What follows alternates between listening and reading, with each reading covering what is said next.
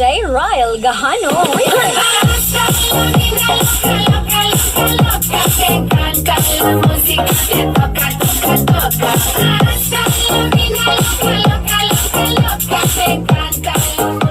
mga bossing, so ito po yung ating D10 amplifier, no?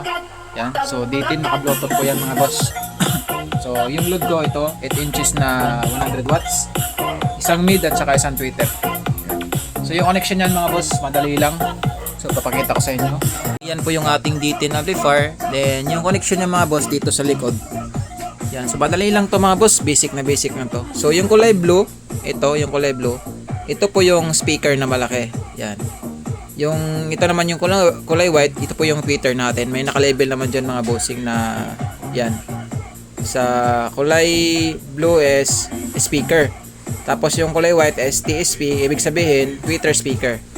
Yan, pag i-connect yung speaker na nalaki dyan sa white mga boss, yung tutunog po niya, ang tunog po niya ay tweeter lang.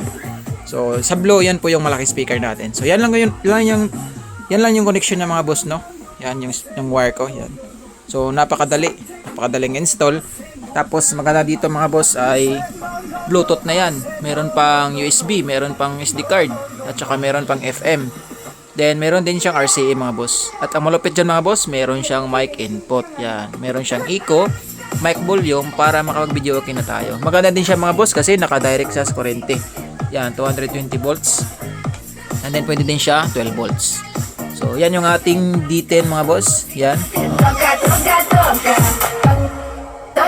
Malakas na mga boss.